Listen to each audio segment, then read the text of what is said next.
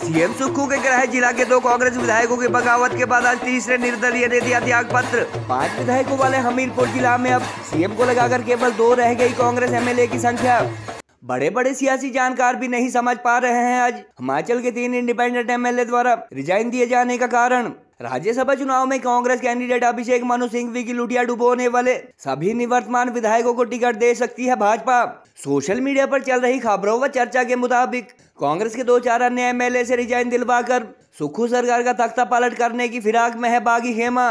विधायकों की बगावत के अगले ही दिन पीडब्ल्यूडी मिनिस्टर द्वारा रिजाइन दिया जाना व उनकी माता एवं पीसीसी अध्यक्ष प्रतिभा सिंह का लोकसभा चुनाव लड़ने से इनकार किया जाना भी कांग्रेस सरकार के लिए समझा जा रहा है अशुभ संकेत। मुख्यमंत्री पर क्रॉस वोटिंग करने वाले विधायकों को परेशान करने के लिए सत्ता का दुरुपयोग कर रहे व 1.25 साल में विकास कार्यों पर पूर्ण विराम लगाने के आरोप लगाते हुए आज 3 निर्दलीय विधायकों ने दिया त्याग पत्र। देखिए, इंडिपेंडेंट विधायक हैं, आज भी पार्टी से मतलब अगर आगे भी चुनाव होना है, कहीं ना कहीं पार्टी से किसी ने जुड़ना ही है। और ये सौभाग्य है, अगर पूरा देश जहां तेज गति से आगे बढ़ रहा है माननीय नरेंद्र मोदी जी के नेतृत्व में, तो हमने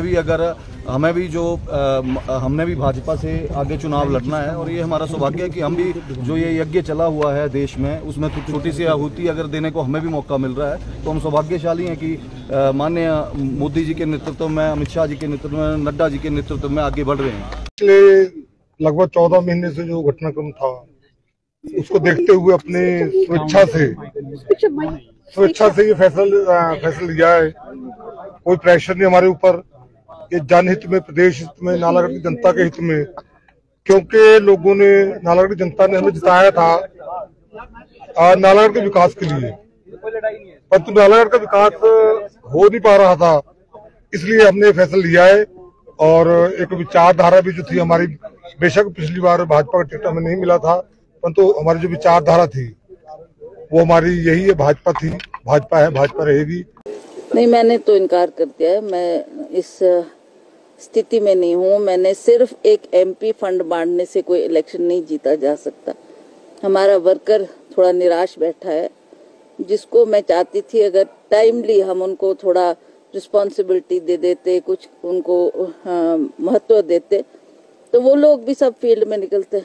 मैं फील्ड में ही रही हूँ, पर मुझे जो हालात दिख रहे हैं उसके मुताबिक मुझे ऐसा नहीं लगता कि हम इसमें ज़्यादा सफलता हासिल कर पाएंगे। तो मैंने ये डिसाइड किया है कि मैंने अपना नाम विड्रॉ कर लिया। मैंने उनको बता दिया कि मैं इलेक्शन नहीं लड़ूंगी। दिल्ली दौरे पे थे, कई तरह की चर्चाएं यहाँ पर हो रही थी। अरे ये चंडू खाने की खबरें हैं उनको मानने की कोई आवश्यकता नहीं। आप क्या? मैंने कह दिया जो मैंने कहना था कि मैं वहां गया, जो जिम्मेवारी थी वो की, अब करके वापस आ गया। उसके बाद अपनी हमने जो ऑफिशियल रिस्पॉन्सिबिलिटी है उसका भी निर्वहन किया।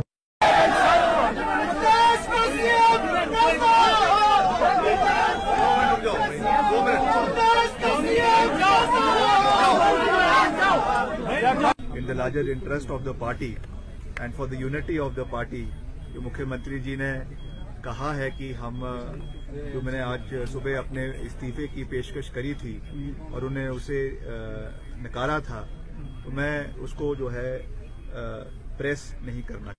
मैं ये कहना चाहूँगा और दुख के साथ, भारी मन के साथ ये मैं कहना चाहूँगा कि जिस व्यक्ति का नाम लेकर कांग्रेस पार्टी की सरकार हिमाचल प्रदेश के अंदर बनी, 1 साल के अंदर 6 बार जो हिमाचल प्रदेश का मुख्यमंत्री रहा, 6 बार जिसने ये सरकार बनाई, जिसकी वजह से ये सरकार बनी प्रदेश के अंदर, उसकी मूर्ति लगाने के लिए 2 गज जमीन इनको माल रोड के ऊपर नहीं मिली।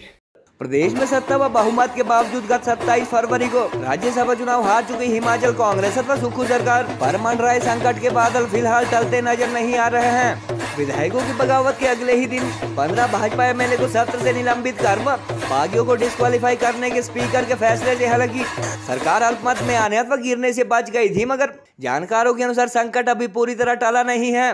राज्यसभा चुनाव के दौरान देश के सबसे महंगे वकीलों में शामिल कांग्रेस कैंडिडेट अभिषेक मनु सिंघवी के खिलाफ अथवा भाजपा के समर्थन में मतदान करने वाले 3 इंडिपेंडेंट एमएलए ने आज पद से त्याग पत्र दे दिया और उनके इस पॉलिटिकल रिस्क को अब तक सूबे की सियासत के बड़े बड़े जानकार भी ठीक से समझ नहीं पाए हैं। राज्यसभा की तरह लोकसभा चुनाव में भी निर्दलीय विधायकों द्वारा भाजपा का साथ दिए जाने की सूरत में ना तो उन पर एंटी डिफेक्शन लॉ लागू होता और ना ही 6 कांग्रेस विधायकों की तरह उनकी सदस्यता समाप्त किए जाने का कोई खतरा था। इसके बावजूद त्याग पत्र देकर सबको हैरत में डालने वाले 3 निर्दलीय विधायकों को लेकर सियासत के कुछ जानकार व पत्रकार अगले कल उनका भाजपा में शामिल होना, सरकार का तख्ता पलट करने के लिए कांग्रेस के 2-4 अन्य एमएलए से त्याग पत्र की बात चलना व लोकसभा चुनाव के दौरान मोदी लहर में फिर से जीत की पूरी उम्मीद को विधायक की कुर्सी त्यागने का मुख्य कारण मान रहे हैं। प्रदेश सरकार के खिलाफ बगावत को लेकर एक इंटरेस्टिंग फैक्ट ये भी है कि इसकी चिंगारी सीएम के गृह जिला हमीरपुर से ही भड़की, जहां के कुल 5 में से 3 निवर्तमान विधायक भाजपा की शरण में पहुंच चुके हैं। 2022 के विधानसभा चुनाव के दौरान सीएम सुक्खू के गृह जिला हमीरपुर में भाजपा का सुपड़ा साफ हुआ था और उनको लगाकर जहां 4 एमएलए कांग्रेस के जीते थे, वहीं 5वां निर्दलीय उम्मीदवार विधायक बना था। क्रॉस वोटिंग करने वाले सुजानपुर के कांग्रेस विधायक रह राजेंद्र राणा व बड़सर केंद्र दत्त लखनपाल को जहां विधानसभा अध्यक्ष द्वारा बाहर का रास्ता दिखाया गया है, वहीं जिला मुख्यालय हमीरपुर के आशीष शर्मा ने आज विधानसभा सचिवालय में अपना त्याग पत्र सौंप दिया। हमीरपुर जिला में अब खुद मुख्यमंत्री को लगाकर केवल 2 विधायक रह गए हैं, जबकि अन्य 3 सीट पर 1 जून को लोकसभा के साथ-साथ विधानसभा चुनाव की भी संभावना जताई जा रही है।